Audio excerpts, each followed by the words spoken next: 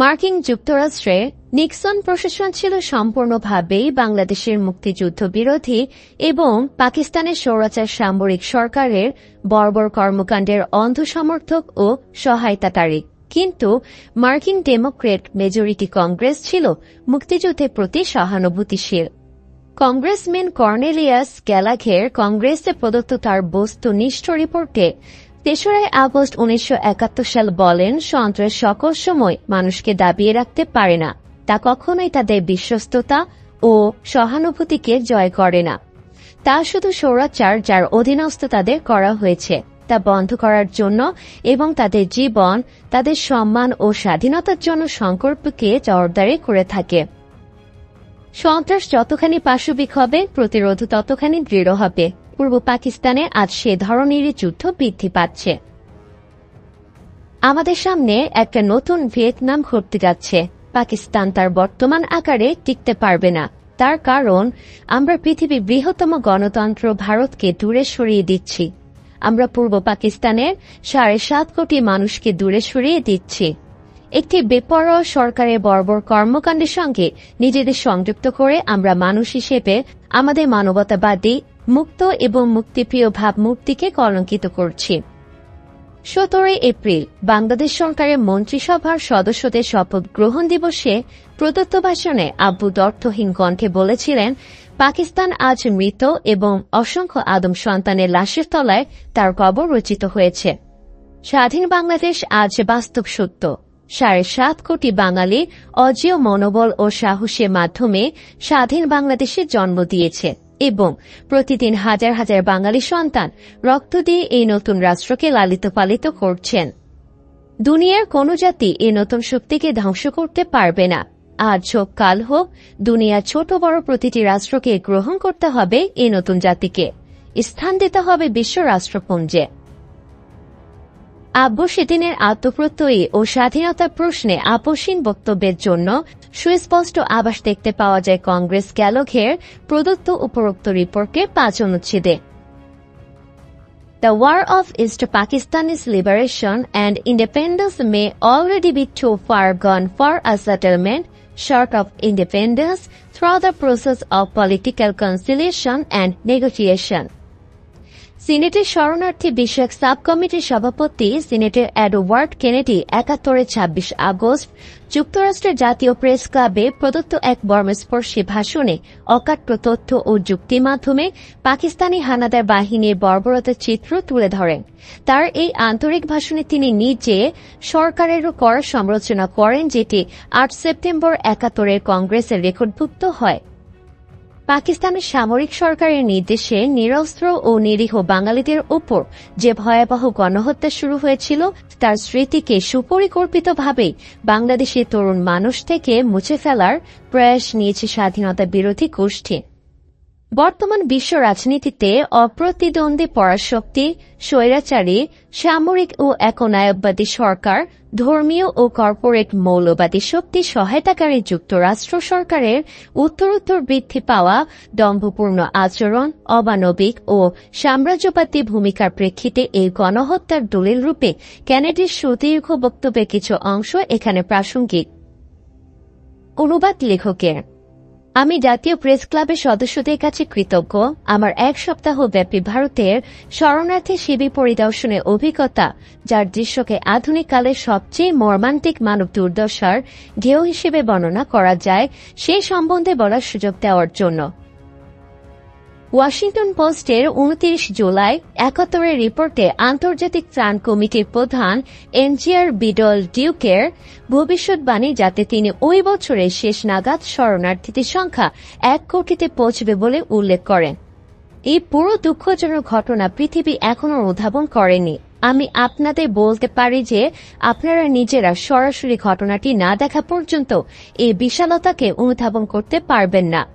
ভারতের পূর্ব বাংলার সীমান্তবর্তী পুরো এলাকা, পশ্চিমে কলকাতা এবং পশ্চিম বাংলা থেকে উত্তরে জলপাইগুড়ি ও দার্জিলিং ডিস্ট্রিক্ট এবং পূর্বে ত্রিপুরা প্রদেশের আগরতলা শরণার্থীদের এলাকাগুলো আমি পরিদর্শন করেছি।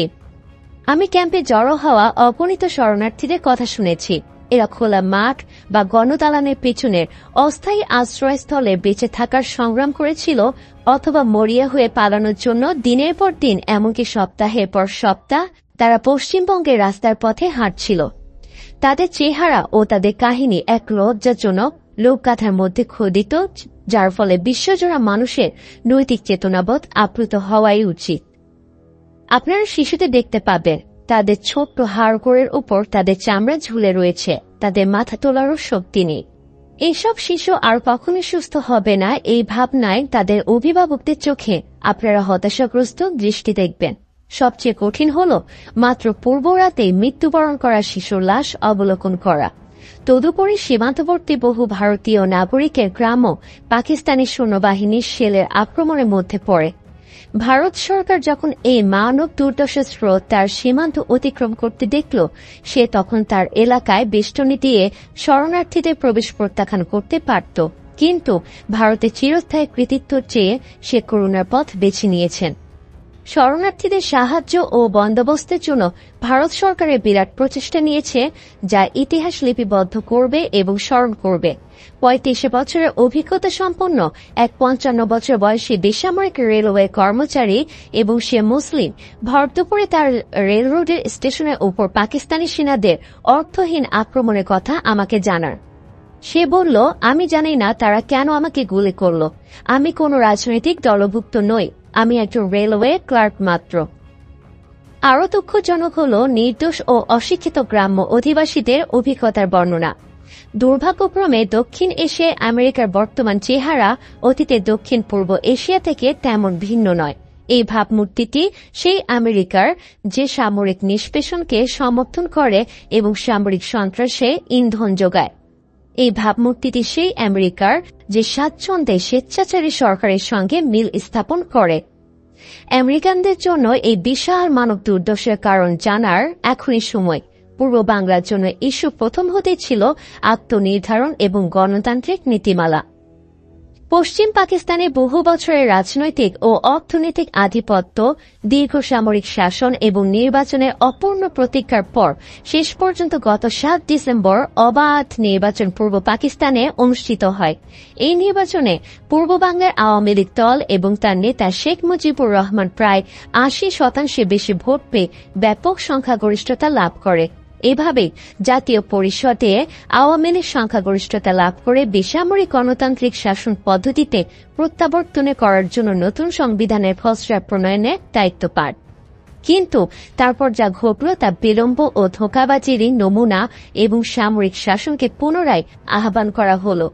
স্বায়ত্তশাসনের লক্ষ্যে ৬ দফার প্রস্তাবটি নিয়ে শেখ মুজিব ও প্রেসিডেন্ট ইয়াহিয়ার মধ্যে আপোষ মীমাংসা মন্থর গতিতে চলতে থাকল এবং তার অবনতিও ঘটল ২৫ মার্চ রাতে সন্ত্রাস ও রক্তপাতের মধ্য দিয়ে, যার হঠাৎ বিস্ফোরণ ঘটল।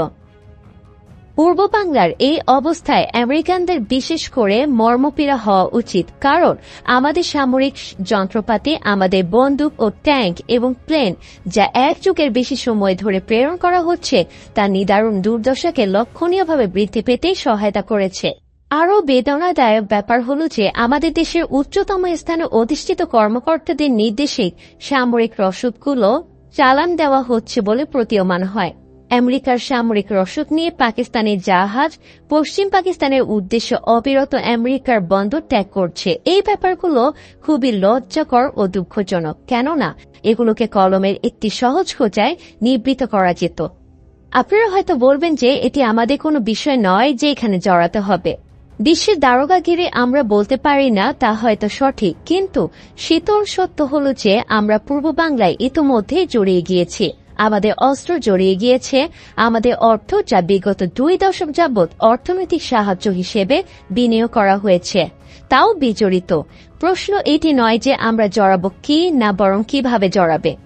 এটা প্রশ্ন নয় যে আমরা তহবিল হতে অর্থ ব্যয় করব কি না, বরং আমরা কিভাবে ব্যয় করছি।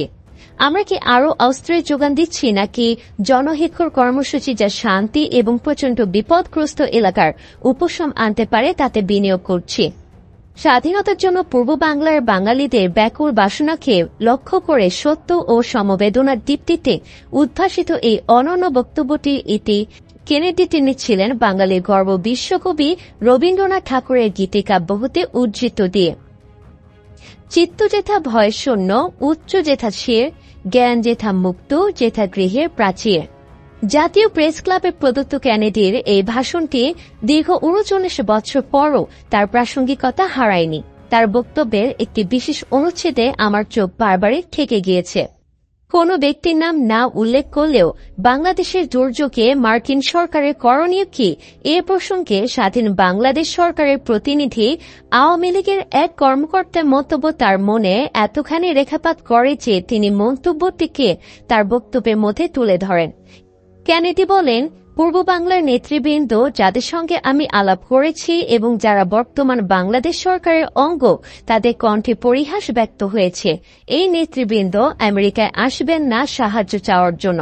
একজন আওয়ামী লীগ কর্মকর্তা এভাবে বললেন, বহু রাষ্ট্র এবং বহু মানুষ আমেরিকায় আসে বিলিয়ন ডলার চাওয়ার জন্য, যা দিয়ে আরো অস্ত্র আরো রসদ সংগ্রহ করবে। আমরা বাঙালিরা শুধু এইটুকুই চাই যে তোমরা কোনো কিছুই যোগান দিও না, না অস্ত্র না অর্থ, কোনো পক্ষকেই নয়, তোমরা যেন শুধু নিরপেক্ষতা অবলম্বন করো। ১৯৭১ সালে ব্যারিস্টার আমিনুল ইসলাম, মুস্তাফা সরওয়ার, ড স্বদেশ বোস ও ড এ আর মল্লিক সহ আরও কয়েকজন কেনেডির সঙ্গে কলকাতায় সাক্ষাৎ করেছিলেন।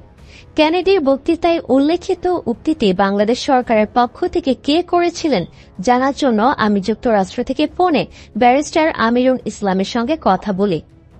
তিনি জানালেন যে স্বাধীন বাংলাদেশ সরকারের প্রধানমন্ত্রী তাজউদ্দিন আহমদ প্রিন্সিপাল অ্যাড হিসেবে কেনেডির কাছে তিনি এই উক্তিটি করেন। আমিনুল ইসলাম বললেন, ওই উক্তিটি তাজউদ্দিন ভাইয়ের চিন্তাধারার সঙ্গে একাত্ম ছিল। একটি জাতির সবচেয়ে বড় সম্পদ হল আত্মমর্যাদা, যার বিকাশ সম্ভবপর হতে পারে আত্মমর্যাদাশীল ন্যায়পরায়ণ সবর নেতৃত্বের গুণে। গণহত্যার শিকার যুদ্ধরত হতদরিদ্র সমস্যার ভারে জর্জরিত ৭১ বাংলাদেশ আশ্চর্য প্রত্যয় পৃথিবীর সবচেয়ে ক্ষমতাধর রাষ্ট্রের প্রতিনিধির কাছে তুলে ধরেছিল বাংলাদেশের হৃদয়, যার পুরোটাই গৌরবমণ্ডিত আলোর আভায় ভরপুর। যুক্তরাষ্ট্র সরকারের এক প্রতিবাদী কণ্ঠস্বর ও শানিত বিবেকের প্রতিমূর্তি ঢাকার কনসাল জেনারেল আর্চার ব্লাড, যিনি বাংলাদেশে নিযুক্ত ২০ জন মার্কিন কূটনীতিকের স্বাক্ষরসহ পাকিস্তানের প্রতি যুক্তরাষ্ট্রের অর্থনৈতিক সমর্থনের তীব্র প্রতিবাদ করেন ও বাংলাদেশে গণহত্যা বন্ধের জন্য মার্কিন প্রশাসনের কর্মপন্থার পরিবর্তন দাবি করে করা চিঠি পাঠিয়েছিলেন। এরপর তাকে নিক্সন ও কিসিঞ্জার শাস্তিস্বরূপ অবিলম্বে ওয়াশিংটনে ডেকে পাঠান। শুধু তাই নয়, গণহত্যার এক পর্যায়ে পররাষ্ট্রমন্ত্রী কিসিঞ্জার গণহত্যাকারী জেনারেল ইয়াহিয়া খানকে পাঠানো বার্তায় ধন্যবাদ জ্ঞাপন করেন তার তথাকথিত কৌশলপূর্ণ ও কোমল আচরণের জন্য। ৭১ মুক্তিযুদ্ধের পটভূমিতে দাঁড়িয়ে আমি যুক্তরাষ্ট্রকে আবিষ্কার করি নানা রঙে। অমানবিক আমেরিকা ও মানবিক আমেরিকা, উৎপীড়কের সহায়ক আমেরিকা ও আর্তের দুঃখে দরদি আমেরিকা।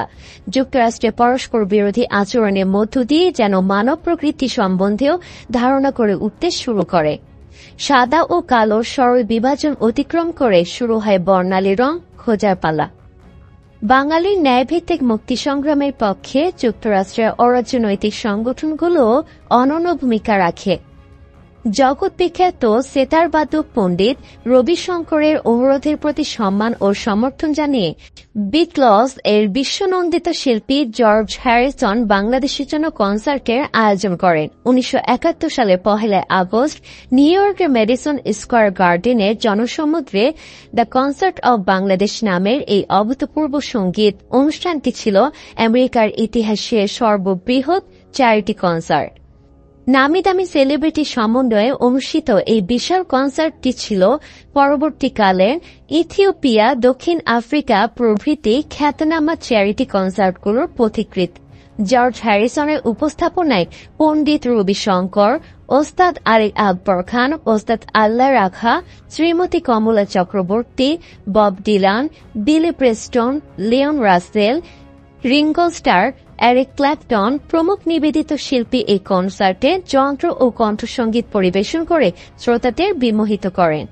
জর্জ হ্যারিসন তার স্বপ্নের চোখ মিলে আবেগভরা কণ্ঠে বাংলাদেশের জন্য গান গেয়ে লক্ষ কোটি মুক্তিকামী বাঙালিদের হৃদয় চিরস্থায়ী আসন করে নেন। জর্জ হ্যারিসনের কথা ও সুরে গাওয়া বাংলাদেশ গানটির মাধ্যমে মুক্তি সংগ্রামরত বাংলাদেশে সারা বিশ্বে নিমেষে ব্যাপক পরিচিতি লাভ করে। শিল্পীরা যখন তাদের জনপ্রিয়তাকে মানবাধিকার ও মানবিক কর্মকাণ্ডে নিবেদন করেন, তা কতখানি সার্থকতা লাভ করতে পারে তার প্রমাণ এই বাংলাদেশ কনসার্ট। এই কনসার্ট থেকে উপার্জিত $2.5 লাখ দান করা হয় জাতিসংঘের ইউনিসেফ শিশু তহবিলে ভারতীয় শরণার্থী শিবিরে মরণাপন্ন ও রোগাক্রান্ত বাংলাদেশি শিশুদের কল্যাণে। বাংলাদেশ কনসার্টের সাফল্যে অনুপ্রাণিত হয়ে George Harrison fund of UNICEF প্রতিষ্ঠিত হয় বাংলাদেশি শিশুসহ বিশ্বের সকল শিশুদের সাহায্যার্থে। 1971 সালে বাংলাদেশের মুক্তিযুদ্ধ জোরগতিতে এগিয়ে চলছে অধিকাংশ মানুষের প্রাণ ঢালার সাহায্য, সমর্থন ও সহযোগিতার মধ্য দিয়ে। আমাদের ছোট ফ্ল্যাটটিতে মানুষ অবিরত আসছে নিত্য নতুন খবর নিয়ে। শুধু আব্বুর কাছ থেকে কোনো খবর নেই, তার সঙ্গে আবার কবে দেখা হবে সে সম্বন্ধেও আমরা অনিশ্চিত। এর মধ্যেই হঠাৎ আমাদের অবাক করে দিয়ে আব্বু উপস্থিত হলেন আমাদের 2 রুমের ছোট ফ্ল্যাটটিতে। উল্টো দিকের ফ্ল্যাটে সৈয়দ নজরুলের সঙ্গে সভা শুরু হওয়ার বেশ আগেই তিনি চলে এলেন আমাদের কাছে। আমাদের সবার খাটের উপর জড়ো হয়ে বসে আমরা মন্ত্রমুগ্ধ হয়ে শুনলাম আব্বুর সীমান্ত পাড়ি দেওয়ার কাহিনী। আমার ও রিমির কৌতূহলী প্রশ্নেরও উত্তর তিনি দিলেন তার স্বভাবসিদ্ধ নম্রতা ভরা কণ্ঠে। শৈশবের প্রারম্ভে তার কাছে শোনা রূপকথা ও লোককাহিনী চেয়ে আকর্ষণীয় মনে হল তার বিজয় পথে যাত্রার শিহরণ জাগানো কাহিনী।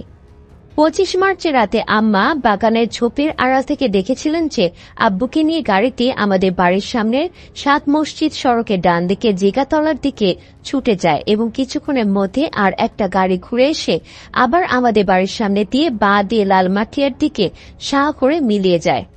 জিগাতলার কাছাকাছি 13 নম্বর সড়কে ড কামাল হোসেন তার এক আত্মীয়ের বাড়িতে নেমে পড়েছিলেন। পরে তিনি পাকিস্তানি সেনাদের হাতে বন্দী হয়ে পশ্চিম পাকিস্তানিদের কারাগারে স্থানান্তরিত হন। সুদীর্ঘ 9 মাস বন্দী থাকা অবস্থায় তার উপর পাক সেনারা প্রচণ্ড মানসিক নির্যাতন চালায়। আব্বু ও ব্যারিস্টার আমিরুল ইসলামের লালমাটিয়া রেলওয়ের সাবেক চিফ ইঞ্জিনিয়ার গফুর সাহেবের বাড়িতে আশ্রয় গ্রহণ করেন। তারা সেখানে আশ্রয় নেওয়ার 5 থেকে 7 মিনিটের মধ্যেই পাকিস্তানি সেনাবাহিনীর আক্রমণ শুরু হয়।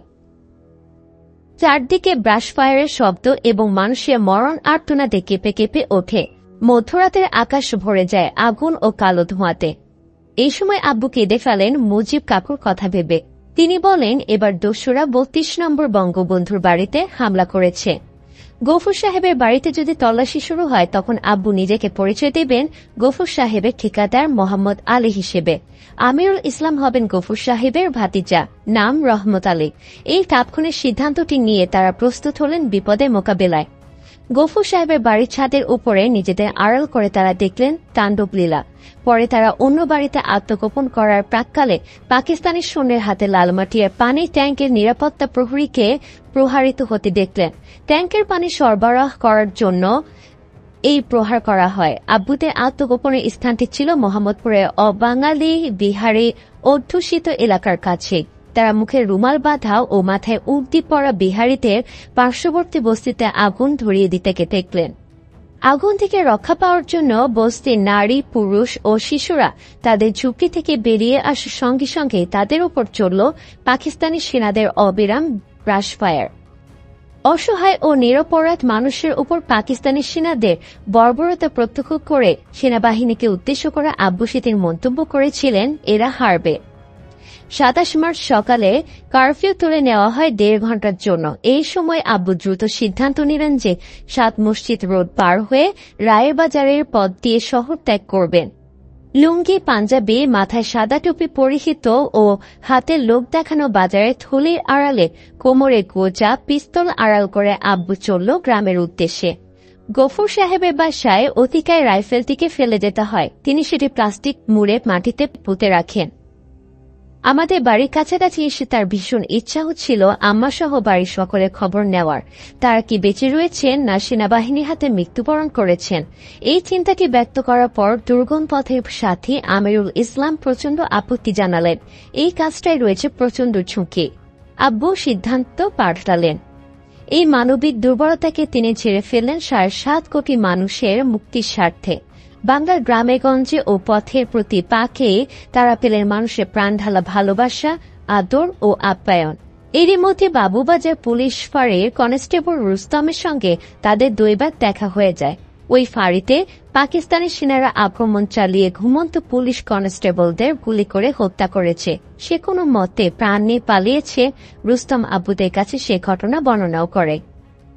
ঢাকা ছেড়ে বিভিন্ন গ্রামগঞ্জের ভেতর দিয়ে যাওয়ার পথে 28 মার্চ রাতে পদ্মার তীরবর্তী গ্রাম আওরঙ্গাবাদে শুকুর মিয়া নামের আওয়ামী লীগের এক কর্মীর বাড়িতে তারা আশ্রয় নেয়। এই বাড়ির সকলেই তাঁতের ব্যবসায়ের সঙ্গে যুক্ত ছিল। সেখানে তারা গোসল করে রাতের খাবার খেতে বসবেন, তখনই রেডিওতে শুনতে পান 7.5 কোটি মানুষের অবিসংবাদিত নেতা বঙ্গবন্ধুর পক্ষ থেকে মেজর জিয়াউর রহমানের স্বাধীনতা ঘোষণা। 27 মার্চ সন্ধ্যায় স্বাধীন বাংলা বেতার কেন্দ্র থেকে জিয়াউর রহমানের ইংরেজিতে এবং পরদিন বাংলায় সম্প্রচারিত ঘোষণাটি আব্বুসহ সামরিক ও বেসামরিক সকল বাঙালিকে অনুপ্রাণিত করে। পরদিন ভোরেই তারা সেই স্থান ত্যাগ করেন। কখনো হেঁটে, কখনো খেয়া, নৌকা ও রিকশায় চড়ে তারা পথ পাড়ি দিতে থাকেন। ফরিদপুর শহরে পৌঁছবার পূর্বে কিছু সময়ের জন্য তাদের ঘোড়াতেও চড়তে হয়। শহরের উপকণ্ঠে পৌঁছে তারা ঘোড়া ছেড়ে দেন যাতে চিহ্ন না হয়ে পড়েন, এজন্যই তারা এই ব্যবস্থা গ্রহণ করেন। এবারে রিকশা যোগে তারা পৌঁছান আওয়ামী লীগের নেতা ও এমপি ইমামউদ্দিনের বাড়িতে। এমপি ইমামউদ্দিন সে সময় বাড়িতে ছিলেন। ঢাকার মর্মান্তিক হত্যাযজ্ঞের কথা শুনে তিনি বাড়ি থেকে দূরে সরে স্থানীয় সংগ্রাম পরিষদের সদস্য বাঙালি পুলিশ ও ইপিআরের সঙ্গে যোগাযোগ রক্ষা করে চলেছিলেন। বহু মানুষ সে সময় ফরিদপুর শহর ছেড়ে গ্রামে আশ্রয় গ্রহণ করে। চারদিকের আতঙ্কপূর্ণ থমথমে পরিবেশের মধ্যে বাড়িতে একাকী অবস্থানকারী ইমামউদ্দিনের স্ত্রী হাসি তাদের সাদরে অভ্যর্থনা জানালেন। তার সাহসিকতা ও অতিথেয়তা ও তেজস্বী মনোভাব আবারও প্রমাণ করল যে বাংলাদেশের মুক্তি সংগ্রামে নারীর ভূমিকা অনন্য। 30 মার্চ সকাল 10:30টায় তারা ঝিনাইদহে পৌঁছলেন। স্থানীয় আওয়ামী লীগ সম্পাদক ও সংসদ সদস্য আব্দুল আজিজের বাড়িতে তারা আশ্রয় গ্রহণ করলেন। এখানেই দেখা হল মহকুমা পুলিশ কর্মকর্তা মাহবুব উদ্দিন আহমদের সঙ্গে। তিনি অত্যন্ত দক্ষতা ও নিষ্ঠার সঙ্গে ওই এলাকায় পাকিস্তানি বাহিনীর বিরুদ্ধে প্রতিরোধ সংগ্রাম চালিয়ে যাচ্ছিলেন। তার স্থাপিত কন্ট্রোল রুমের মাধ্যমে তখন যশোর ও কুষ্টিয়ার গুরুত্বপূর্ণ এলাকাগুলোতে সংবাদ বিনিময় হচ্ছিল। নড়াইলের এসডি ও কামাল সিদ্দিকীও অত্যন্ত বীরত্বের সঙ্গে মুক্তি সংগ্রাম চালিয়ে যাচ্ছিলেন। আব্দুল আজিজ আব্বুকে তার একটা লুঙ্গি ব্যবহার করতে দেন। আব্বু মুখে খোঁচা খোঁচা দাড়ি। তিনি দাড়ি না কামাতে মনস্থির করলেন, কারণ ভারতের মনোভাব সম্বন্ধে তখন তিনি নিশ্চিত নন। যদি ভারত মুক্তিযুদ্ধকে সমর্থন না করে তবে বাংলাদেশের মাটিতেই আত্মগোপন করে মুক্তিযুদ্ধ চালিয়ে যেতে হবে। সেই চিন্তা করে খোঁচা খোঁচা দাড়িসহ কৃষকের বেশভূষায় তিনি রওনা দেন চুয়াডাঙ্গায়।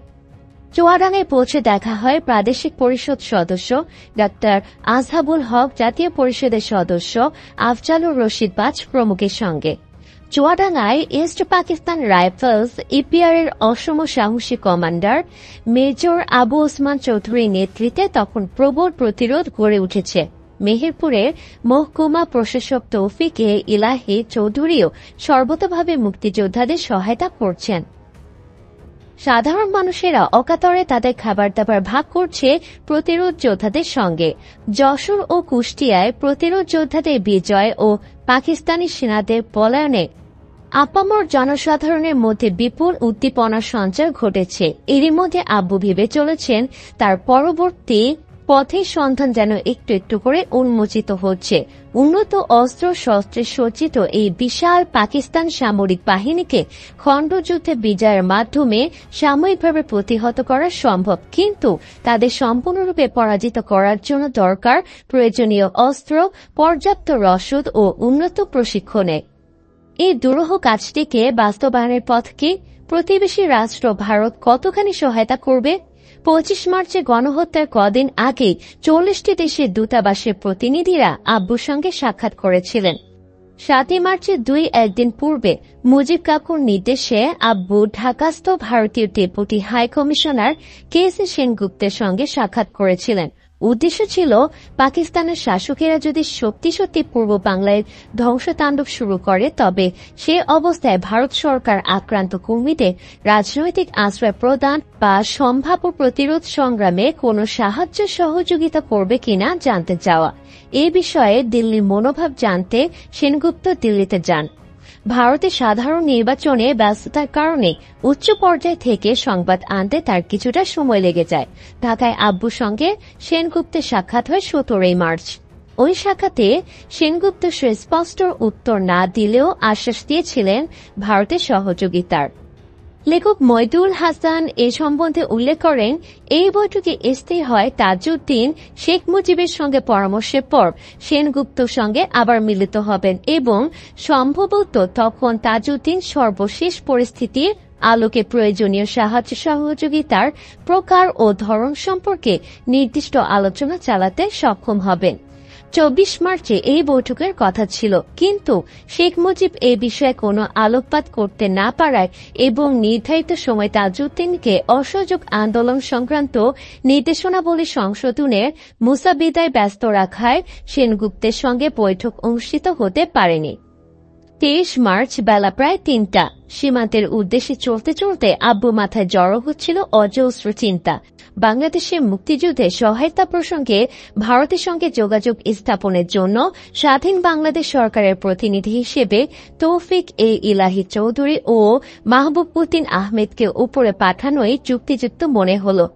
আমরা দুই বোন সৎসাহে প্রশ্ন করি। তারপর গৌরবদীপ্ত সময়ের যে ইতিহাস গল্পগুচ্ছে আব্বু সেদিন বলে গিয়েছিলেন তার দুই নাবালিকা কন্যার কাছে, তারই বিবরণ পরে অনুরণিত হয় আমিরুল ইসলামের মুক্তিযুদ্ধের স্মৃতির কথায়। তিনি লিখলেন, সেই ঐতিহাসিক সিদ্ধান্তটির কথা এভাবে: পলায়নী মনোবৃত্তি নিয়ে সীমান্ত পার হব না বলে আমরা সিদ্ধান্ত গ্রহণ করে স্বাধীন দেশের স্বাধীন সরকারের প্রতিনিধি হিসেবে যোগ্য মর্যাদা নিয়ে আমরা ভাবতে যাব। স্বাধীন দেশের প্রতিনিধি হিসেবে আমাদের গ্রহণ করলেই প্রতিবেশী রাষ্ট্রের সঙ্গে আমাদের আলোচনা সম্ভব। তৌফিক-এ-ইলাহী চৌধুরী ও মাহবুব উদ্দিন আহমেদ চলে গেলেন ওপারে। বলা যেতে পারে যে স্বাধীন বাংলাদেশের প্রথম প্রতিনিধি ছিলেন এই দুই দেশপ্রেমিক তরুণ। তারা দায়িত্ব সহকারে আব্বুর সেই ঐতিহাসিক বার্তাটি পৌঁছে দিয়েছিলেন ভারতের সীমান্ত রক্ষী বাহিনীর কর্মকর্তাদের কাছে। কুষ্টিয়া জেলার জীবননগরের কাছে এবং পশ্চিমবঙ্গের নদিয়া জেলার সীমান্তবর্তী ওই স্থানটির নাম টুঙ্গি। জায়গাটি প্রায় জনমানবহীন। সীমান্তের পাশে ঝোপ জঙ্গল ও বড় বড় অশ্বত্থ দেবদারু গাছ। তার পাশ দিয়ে বয়ে চলেছে শীর্ণকায় এক খাল। খালের উপর একটি সেতু গাছের কালভার্ট। তার উপরে বসার একটুখানি জায়গা। সেখানে বসে অপেক্ষারত আব্বু ও তার সঙ্গী। পরন্ত বেলা, সূর্য ডুবি করছে। আব্বু মনটায় নেমেছে বিষাদের ছায়া। আমিরুল ইসলাম জিজ্ঞেস করলেন তার বিষণ্ণতার কারণ। তিনি বললেন যে তার বাল্যকালের একটা ঘটনা মনে পড়েছে। তার হিন্দু সহপাঠীরা বলতেন তোদের পাকিস্তান টিকবে না। তিনি পাল্টা যুক্তি খাটিয়ে জোর দিয়ে বলতেন অবশ্যই টিকবে। তিনি আজ সেই তর্কে হেরে গেলেন। কিন্তু তাতে কি, যে আকাশে সূর্যাস্ত হয় সেই আকাশেই তো উদিত হয় নতুন সূর্য। আব্বু মনে মনে আঁকলেন ভবিষ্যতের রূপরেখা। তিনি বললেন, পালিয়ে যাওয়ার পথে এদেশে মানুষের স্বাধীনতা লাভের যে চেতনার উন্মেষ দেখে গিয়েছিলাম সেটাই আমাকে আমার ভবিষ্যৎ সিদ্ধান্ত নেওয়ার পথে অনিবার্য সুযোগ দিয়েছিল। জীবননগরের কাছে সীমান্তবর্তী টুঙ্গি নামক স্থানে একটু সেতুর নিচে ক্লান্ত দেহ এলিয়ে আমি সেদিন রাতে প্রায় 7.5 কোটি বাঙালির স্বার্থে যে সিদ্ধান্ত নিয়েছিলাম তা হল একটি স্বাধীন সরকার প্রতিষ্ঠা করে বাংলাদেশের স্বাধীনতার সংগ্রাম পরিচালনার জন্য কাজ শুরু করা। বাংলাদেশের ভাগাকাশী স্বাধীনতার সূর্যোদয় হবে বলেই আব্বুর কাছে ন্যস্ত হল মুক্তিযুদ্ধের নেতৃত্বভার। এরপরে ঘটনাগুলো ঘটল এমনভাবে যেন রোমহর্ষক উপন্যাসের নতুন কোনো পর্ব। তৌফিক ও মাহবুবের সঙ্গে দেখা হল ভারতীয় সীমান্ত রক্ষী বাহিনীর কর্মকর্তা ক্যাপ্টেন মহাপাত্র। তৌফিক ও মাহবুবের কাছ থেকে পুরো ঘটনা জেনে ভারতীয় সীমান্ত রক্ষী বাহিনীর কর্মকর্তারা তখনই সংবাদ প্রেরণ করেন তাদের বাহিনীর পূর্বাঞ্চলীয় প্রধান আইজি গোলক মজুমদারকে। এরপর সম্পূর্ণ সামরিক কায়দায় স্বাধীন রাষ্ট্রের এই দুই প্রতিনিধিকে পূর্ণ সম্মান সহকারে গার্ড অব অনার প্রদান করে নিয়ে যাওয়া হয় ভারতীয় সীমান্তে চৌকিতে। সন্ধ্যা ৮টার কাছাকাছি সময় গোলক মজুমদার গাড়ি করে কলকাতা থেকে টুঙ্গিতে উপস্থিত হন। গোলক মজুমদার দুস্তর মরুকান্তার পাড়ি দেওয়া স্বাধীনতার পথে দুই যাত্রীর সাথে তার প্রথম সাক্ষাতের স্মৃতিচারণ করতে গিয়ে বলেন, তাদের পরনে ছিল ময়লা গেঞ্জি ও লুঙ্গি, ক্লান্ত মুখে ৪-৫ দিনের দাড়ি গোঁফ ও পায়ে রাবারের ছেঁড়া চটি, একেবারে কৃষকের সাজ। অনাহারে অর্ধাহারে শরীর দুর্বল, কণ্ঠস্বর ক্ষীণ। প্রথম সাক্ষাতে আব্বু জানালেন যে দেশের ভেতরে প্রতি মুহূর্তে বিশ্বাসঘাতকতা ও বিপদের ঝুঁকি থাকা সত্ত্বেও তিনি ভারতে আশ্রয় নিতে অনাগ্রহী, কেননা শেখ সাহেবের সুস্পষ্ট নির্দেশ যে ভারতেই বাঙালির শেষ সম্বল। সুতরাং এমন কিছু যেন না করা হয় যাতে ভারত বিব্রত বোধ করে। গোলক মজুমদার বললেন, পূর্ব পাকিস্তানে থাকা তার পক্ষে নিরাপদ নয়। যোগ্য নেতার অভাবে গণবিক্ষোভ স্তমিত হয়ে যাবে এবং তিনি এলে ভারত কোনোভাবে বিব্রত হবে না। তখন আব্বু আরো আলাপ আলোচনা করে আমিরুল ইসলামের জিপে করে তার সঙ্গে কলকাতা রওনা হন। তৌফিক ও মাহবুব ফিরে গেলেন কুষ্টিয়ায় পাকিস্তানি বাহিনীর বিরুদ্ধে আরও একটি বড় অপারেশন প্রস্তুতি নিতে। গোলক মজুমদারের সঙ্গে আলাপের প্রাথমিক পর্যায়ে আব্বু ও আমিরুল ইসলাম শরণার্থীদের আশ্রয়, মুক্তিযোদ্ধাদের জন্য পর্যাপ্ত অস্ত্র ও প্রশিক্ষণের জন্য ভারত সরকারের সাহায্য ও সহযোগিতার আবেদন জানান। গোলক মজুমদার জানান যে তার পক্ষে ছোটখাটো কিছু অস্ত্র জোগাড় করা সম্ভব হলেও বড় পর্যায়ে সাহায্যের জন্য ভারতের প্রধানমন্ত্রী ইন্দিরা গান্ধীর সঙ্গে সাক্ষাতের প্রয়োজন রয়েছে। জিপ গাড়িটি সোজা গিয়ে থামল দমদম বিমানবন্দরে। প্রায় এই সময় ভারতীয় সীমান্তরক্ষী বাহিনীর প্রধান KF রুস্তামজি দিল্লি থেকে বিমানে করে সেখানে এসে পৌঁছলেন। গোলক মজুমদার কলকাতা রওনা হওয়ার পূর্বে রুস্তামজির সঙ্গে যোগাযোগ করে আব্বুদের বর্তমান অবস্থা ও আবেদন সম্পর্কে তাকে অবহিত করেছিলেন। এরপর রুস্তামজি সহ তারা উঠলেন কালো অ্যাম্বাসেডর গাড়িতে। তাদের নেওয়া হল একটা ছিমছাম সুন্দর বাড়িতে। ভারতীয় সীমান্ত রক্ষী বাহিনীর অফিসারদের জন্য সংরক্ষিত এই বাড়িটির নাম আসাম ভবন। তাদের কোনো পরিধেয় বস্ত্র না থাকায় রুস্তামজি সুটকেস খুলে তার নিজের পোশাক তাদের পরতে দিলেন। গোসল করার পর ৬ ফুট লম্বা রুস্তামজির পায়জামা পাঞ্জাবিতে তাদের বিমানান লাগলেও করার কিছুই ছিল না। প্রায় শেষ রাতে সামান্য কিছু খেয়ে তারা আলোচনায় বসলেন। পরদিন সকালে নিরাপত্তা অফিসার শরদিন্দু চট্টোপাধ্যায় সেখানে উপস্থিত হলেন। পরিচয় পর্বের পর তার সহায়তায় আব্বু ও আমিরুল ইসলামের জন্য প্রয়োজনীয় শার্ট, প্যান্ট, ব্যক্তিগত ব্যবহার সামগ্রী ও আব্বুর ডায়াবেটিসের ওষুধের ব্যবস্থা করা হয়। এর মধ্যে রুস্তমজি দিল্লিতে যোগাযোগ করে প্রধানমন্ত্রী ইন্দিরা গান্ধীর সাথে আব্বুর সাক্ষাৎকারের ব্যবস্থা করেন। তিনি ইন্দিরা গান্ধীর আস্থাভাজন ছিলেন। এদিকে সেদিন আব্বুরা আবার ফিরেছেন টুঙ্গি সীমান্তে। সেখানে BSF এর সহায়তায় কিছু অস্ত্র মেজর আবু ওসমান চৌধুরীর কাছে তুলে দেওয়া হয়। গোলক মজুমদার একটি LMG আব্বুকে দেন। সেই LMGটি আব্বু মেজর আবু ওসমান চৌধুরীর হাতে তুলে দিয়ে বলেন, আপনি সামলাবেন এটা। তখনই EPR এর সুবেদার মুজিবুর রহমানকে LMG ব্যবহার সম্পর্কে প্রশিক্ষণ দেওয়া হয়। এ সময় গোলক মজুমদার আব্বুকে উদ্দেশ্য করে ইংরেজিতে বলেন, ইউ উইল উইন। ১ এপ্রিল রাত ১০টায় একটি মালবাহী সামরিক বিমানে আব্বু ও আমিরুল ইসলাম, গোলক মজুমদার ও শরদিন্দু চট্টোপাধ্যায় সংগোপনে সকলের চোখ এড়িয়ে দিল্লির পথে রওনা হলেন। পুরনো AN-12 রাশিয়ান বিমানটি প্রচণ্ড আওয়াজ ও কাঁপুনি তুলে ধীরগতিতে যখন দিল্লিতে পৌঁছল তখন ভোর হয়ে যায়। সেখানে গিয়ে তাদের দেখা হয় বাংলাদেশ থেকে আগত কয়েকজন বুদ্ধিজীবী ও রাজনীতিবিদ রেহমান সোবহান, আনিসুর রহমান, আব্দুর রউফ, MR সিদ্দিকী, সিরাজুল হক প্রমুখের সঙ্গে। ভারতীয় গোয়েন্দা সংস্থা তাদের সম্পর্কে খোঁজখবর নেওয়ার জন্য বাংলাদেশ থেকে আগত রাজনীতিবিদদের জিজ্ঞাসাবাদ করেন এবং গোপনে আব্বুকে দেখে নিশ্চিত হন যে তিনি মূল ব্যক্তি। ৩রা এপ্রিল রাত ১০টায় ১০ নম্বর সফদার জং রোডে ইন্দিরা গান্ধীর সঙ্গে আব্বুর প্রথম সাক্ষাৎ হয়। ইন্দিরা গান্ধী সেই সময়টিতে আব্বুর অপেক্ষায় বারান্দায় পায়চারি করছিলেন। বাহুল্যবর্জিত স্টাডি রুমে তাদের আলাপচারিতা শুরু হয় এভাবে। ইন্দিরা গান্ধী প্রথমে আব্বুকে প্রশ্ন করেন, শেখ মুজিব কেমন আছেন? আব্বু উত্তর দেন, আমার যখন তার সঙ্গে শেষ দেখা হয় তখন তিনি সব বিষয় পরিচালনা করছিলেন।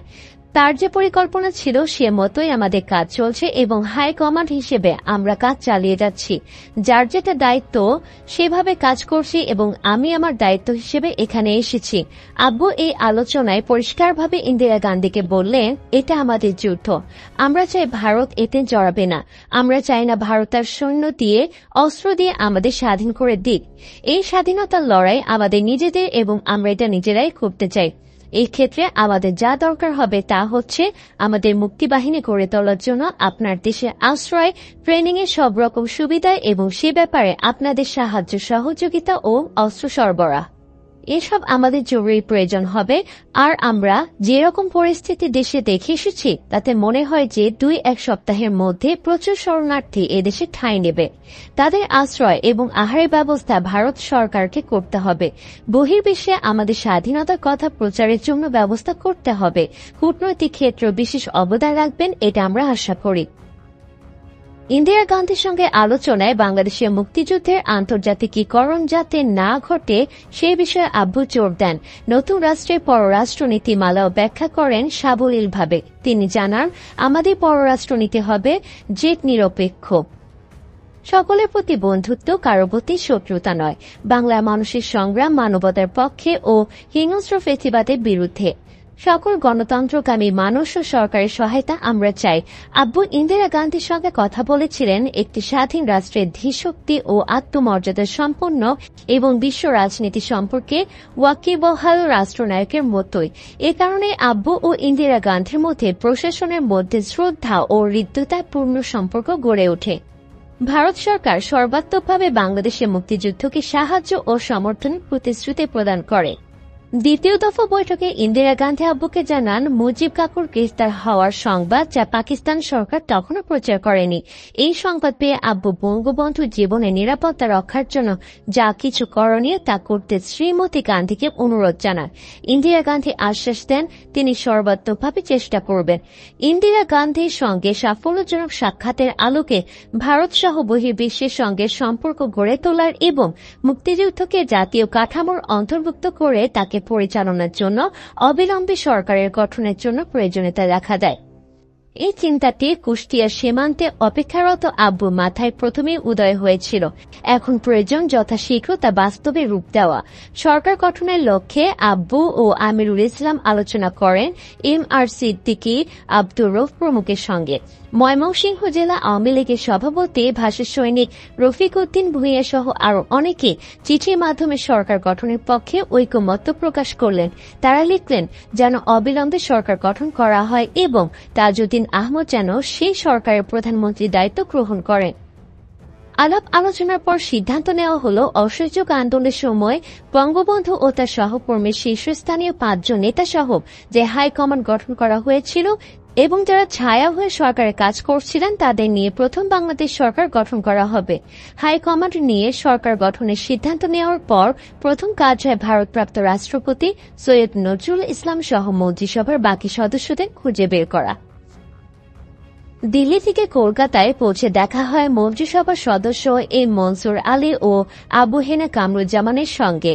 তারা সহ আওয়ামী লীগের প্রায় অর্ধশত MLA, MP ও রাজনীতিক যারা সীমান্ত অতিক্রম করে কলকাতায় আশ্রয় গ্রহণ করেছিলেন তাদের সঙ্গে সরকার গঠন ও মুক্তিযুদ্ধকে সাফল্যমণ্ডিত করার ব্যাপারে সরকারের ভূমিকা ও প্রয়োজনীয়তা সম্পর্কে আলোচনা হয়।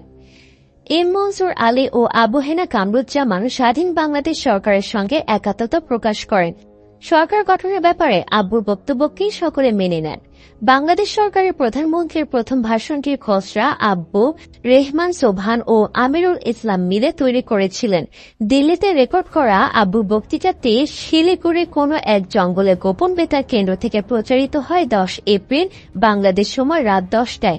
সারা বিশ্বে ছড়িয়ে পড়ে পাকিস্তানি হানাদার বাহিনী বর্বরতার বিরুদ্ধে মুক্তিযোদ্ধাদের অকুতোভয় সংগ্রাম এবং বঙ্গবন্ধুকে রাষ্ট্রপতি করে স্বাধীন বাংলা সরকার গঠনের কথা।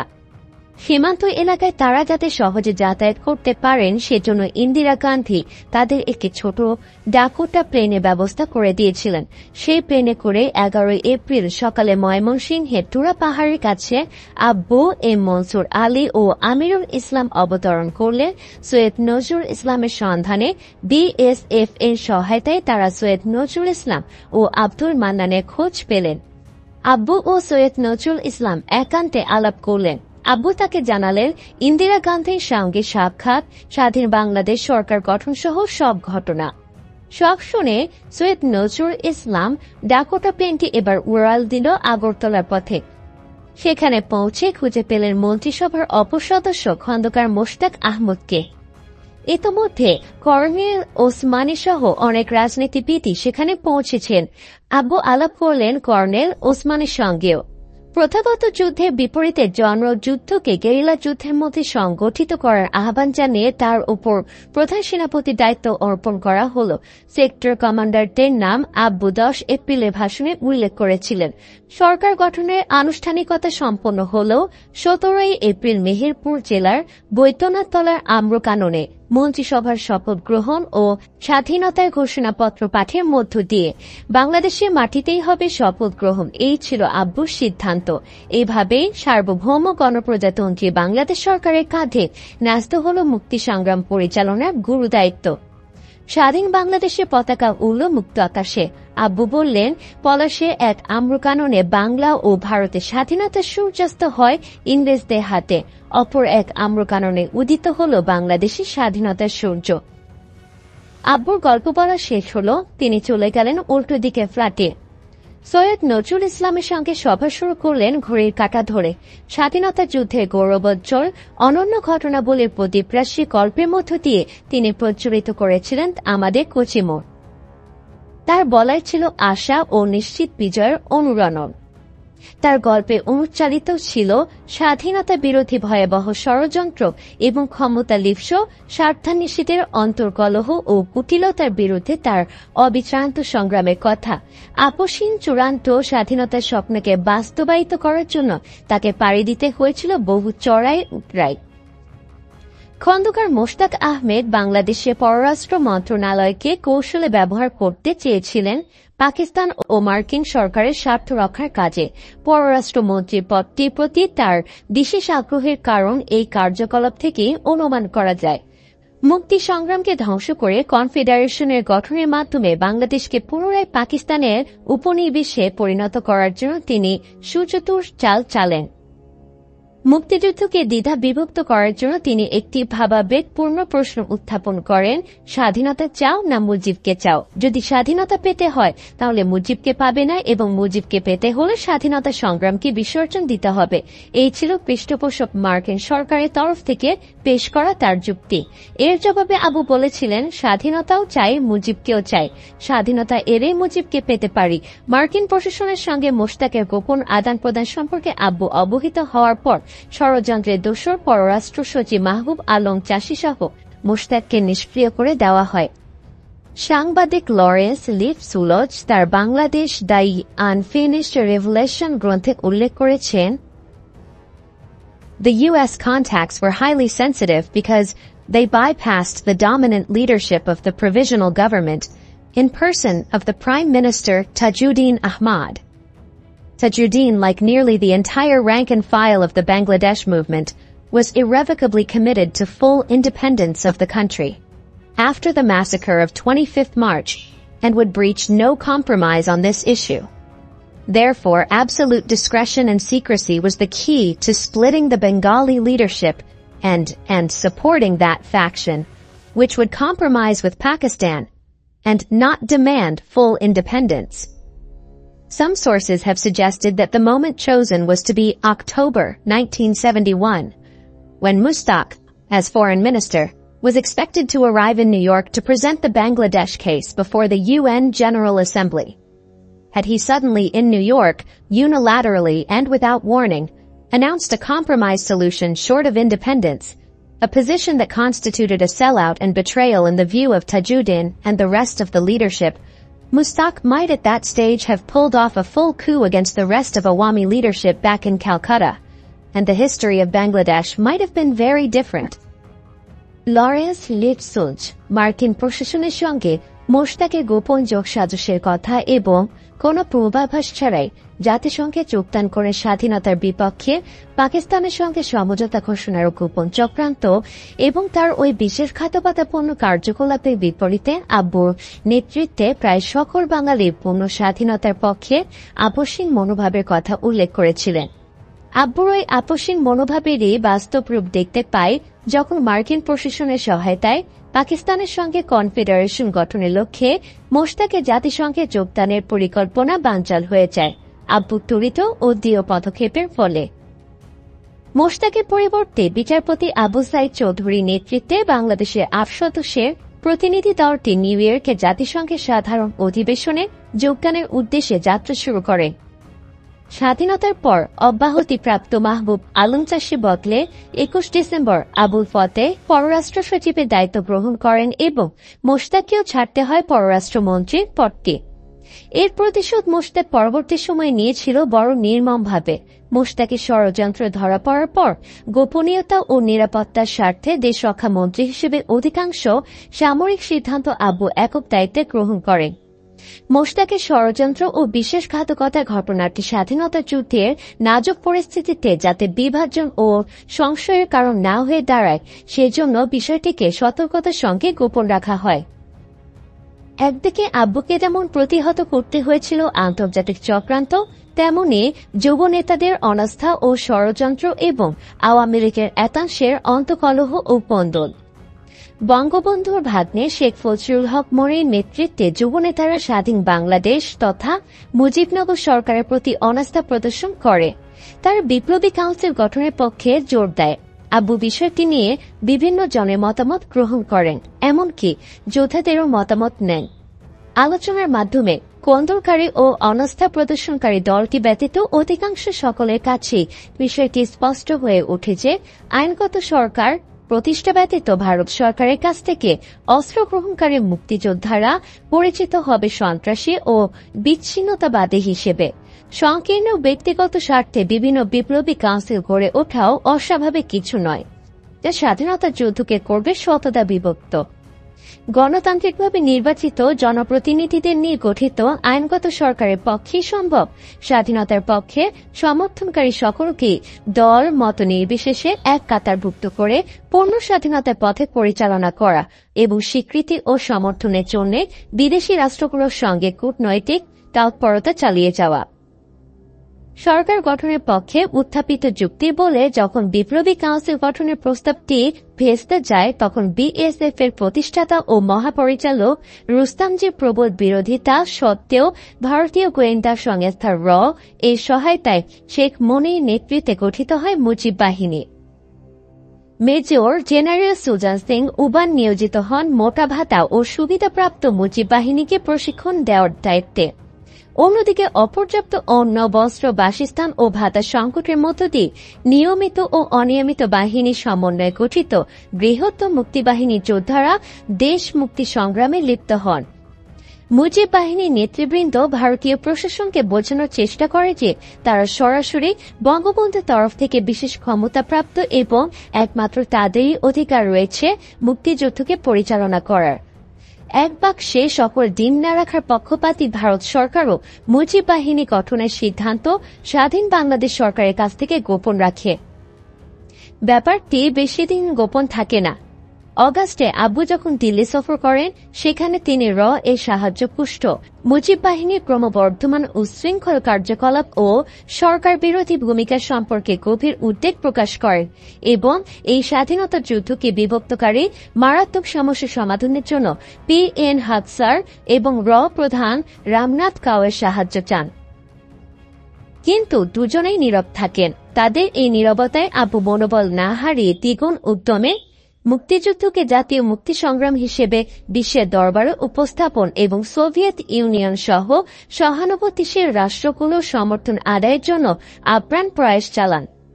সমগ্র জাতির মুক্তি ও কল্যাণের লক্ষ্যে আব্বুর নিবেদিত কর্মপ্রয়াসের বিপরীতে অনুগত তরুণদের ক্ষুদ্র অংশকে নিয়ে সংকীর্ণ ব্যক্তিস্বার্থে গঠিত মুজিব বাহিনীর প্রতিষ্ঠা বাংলাদেশের স্বাধীনতা সংগ্রামকে ব্যাপকভাবে ক্ষতিগ্রস্ত করছিল। তাদের আত্মঘাতী কর্মকাণ্ড ও ভিত্তিহীন অপপ্রচারণা তাদের ক্রমশই অপ্রিয় করে তোলে। পাকিস্তানি সেনাবাহিনী নয়, বরং মুক্তিযোদ্ধাদের বিভিন্ন ইউনিট হয়ে মুজিব বাহিনীর আক্রমণ লক্ষ্যবস্তু। জাতীয় মুক্তি সংগ্রামের কাতার থেকে তারা এভাবেই বিচ্ছিন্ন হয়ে পড়ে। ভারত সরকারও তাদের প্রশিক্ষণ বন্ধ করে দিতে বাধ্য হয়। এক পর্যায়ে মুজিব বাহিনীর শীর্ষস্থানীয় এক নেতা এতটাই হিংসাত্মক ও মরিয়া হয়ে ওঠে যে সে আব্বুকে হত্যার প্রচেষ্টা চালায়। মোশতাক, মিজানুর রহমান চৌধুরী প্রমুখ নেতাদের গঠিত উপদলগুলো আব্বুর কর্মকাণ্ডে প্রচণ্ড বাধা সৃষ্টি করতে থাকে। তাদের সৃষ্ট অবিশ্বাস, অনাস্থা ও অপপ্রচারণা বালুর দুর্গের মতোই ধসে পড়তে থাকে আব্বুর সবল নেতৃত্বের কারণে। মাত্র 9টি মাস তিনি ছিলেন জাতির নেতৃত্বে, অথচ ওই 9টি মাসেই তিনি সম্পূর্ণ করেছিলেন যেন এক যুগের কর্ম। সত্যিকার অর্থে বাংলাদেশের ইতিহাসে সবচাইতে সফল সরকার ছিল মুক্তিযুদ্ধের সময়ের এই প্রথম বাংলাদেশ সরকার। নেতৃত্বকে যদি এক কথায় সংজ্ঞায়িত করা যায় তাহলে বলা যেতে পারে সুযোগ্য নেতা তিনি, যিনি সবার মেধা ও দক্ষতাকে সুপরিকল্পিতভাবে দেশ ও দশের কাজে লাগাতে পারে। নেতৃত্বের এই বিরল গুণটি আব্বুর ছিল। জাতির চরম দুর্দিনে ও জাতির পরিত্রাণে তার প্রতীকী কর্মই ছিল দেশপ্রেম, দূরদর্শিতা, ন্যায় ও সততার স্বাক্ষর। নিপুণ কৌশল ও দক্ষতার সঙ্গে স্বাধীন রাষ্ট্রের উপযোগী খাদ্য, বাসস্থান, শিক্ষা, পুনর্বাসন প্রভৃতি অঙ্গ সংগঠনগুলো তিনি সৃষ্টি করেছিলেন। তার সুতীক্ষ্ণ দৃষ্টি থেকে কোনো সমস্যায় বাদ পড়েনি। স্বহস্তে লিখিত 13 এপ্রিলের মেমোতে উল্লেখ করেছেন সামরিক ও রাজনৈতিক সংগঠনকে শক্তিশালী করার কথা, যুব ক্যাম্প সৃষ্টি করার কথা, নির্যাতিত বেসামরিক নাগরিকদের জন্য ত্রাণের ব্যবস্থার পাশাপাশি বাংলাদেশে মুদ্রা ছাপানোর মতো গুরুত্বপূর্ণ অর্থনৈতিক বিষয়টিও তার চোখ এড়ায়নি। ওই একই মাসের নোটে তিনি বাংলাদেশকে স্বীকৃতি আদায়ের বিষয়টিতে যেমন জোর দিয়েছেন, পরবর্তী 2রা মের নোটে জাতির পিতার মুক্তি দাবি উল্লেখ করেছেন। যেন তিনি জানতেন যে বাংলাদেশের স্বীকৃতি ও স্বাধীনতা যুদ্ধের সাফল্যের উপরেই নির্ভর করবে তার মুক্তি। মুক্তিযুদ্ধের সমর্থক বিরোধী দলগুলোর ভূমিকাকেও তিনি খাটো করে দেখেননি। সরকার পরিচালনা ও দেশ মুক্তির সংগ্রামে তাদের পরামর্শ ও সহায়তা লাভের জন্য তার নিজস্ব দলের একাংশে প্রচণ্ড বাধা সত্ত্বেও আহ্বায়ক হিসেবে গঠন করেন মুক্তিযুদ্ধে মাইলফলক জাতীয় উপদেষ্টা কমিটি। মাওলানা ভাসানী হন এই কমিটির সভাপতি। দেশের কল্যাণে ভিন্ন জন ও মতকে ঐক্যবদ্ধ করে একত্রে কাজ করার গণতান্ত্রিক মানসিকতা তার মাঝে পরিলক্ষিত হয় চরম প্রতিকূল ও অবস্থাতেও। NAP Bhasani, NAP Muzaffar, Bangladesh Communist Party, Bangladesh National Congress ও আওয়ামী লীগকে প্রধানমন্ত্রীর কার্যালয়ে 8 সেপ্টেম্বর আমন্ত্রণ জানিয়ে স্বহস্তে যে পত্রটি তিনি লেখেন তার অপর বিশেষত্ব হল তাতে সকাল 10টার পাশে ব্র্যাকেটে বাংলাদেশ সময়ের উল্লেখ। প্রবাসের মাটি থেকে পুরো মুক্তিযুদ্ধকে তিনি পরিচালনা করেছিলেন তার ঘড়ির কাঁটায় বাংলাদেশের সময়কে অনুসরণ করে। বাংলাদেশ তার অস্তিত্বে ছিল সদা বিরাজমান। বাংলাদেশকে তিনি ভালোবেসেছিলেন এক বিশাল হৃদয়ের মানবসত্তা হিসেবে। এই ভালোবাসা তার রাষ্ট্রনায়কোচিত দূরদৃষ্টিকে অম্লান করেনি। সে কারণে স্বাধীন রাষ্ট্রের অবাঙালিদের যেমন বিহারি সম্প্রদায় যারা পাকিস্তানকে সমর্থন করেছিল তাদের সমস্যা ভার লাঘবের কথাও উল্লেখিত হয় তার 28 অক্টোবরের নোটে। ওদিকে 13 ডিসেম্বর বিজয় দিবসের আগে মন্ত্রিসভার সভায় রাষ্ট্রীয় আইনের মাধ্যমে দালালদের বিচারদের বিষয়টি গৃহীত হয়। রাজনৈতিক মতাদর্শের ভিন্নতার কারণে কাউকে শাস্তি দেওয়া আব্বু সমর্থন করেননি, কিন্তু যারা মুক্তিযুদ্ধের সময় অমানবিক ও বর্বরোচিত কার্যকলাপের মাধ্যমে পাকিস্তানি হানাদার বাহিনীকে সহায়তা করেছে তাদের সম্পর্কে তিনি বলেন, সরকার কোনো পাইকারি ব্যবস্থা নেবে না, তবে যেসব দালাল স্বাধীনতা সংগ্রামে বিঘ্ন সৃষ্টি করেছে এবং বাঙালি হত্যায় পাকিস্তানি সেনাবাহিনীর সহায়তা করেছে তাদের বিচার করা হবে এবং শাস্তিও দেওয়া হবে। দালাল গোষ্ঠী বাঙালি ও অবাঙালি যেই হোক না কেন রেহাই পাবে না। 1971 সালে 21 নভেম্বর বাংলাদেশ সশস্ত্র বাহিনীর জন্ম লাভ করে। পাকিস্তান সশস্ত্র বাহিনীর সঙ্গে এর আদর্শগত ও আচরণগত পার্থক্য ব্যাপক। বাংলাদেশ সশস্ত্র বাহিনীর জন্ম একটি রক্তক্ষয়ী ও বৈপ্লবিক মুক্তিযুদ্ধের অগ্নিগর্ভ থেকে।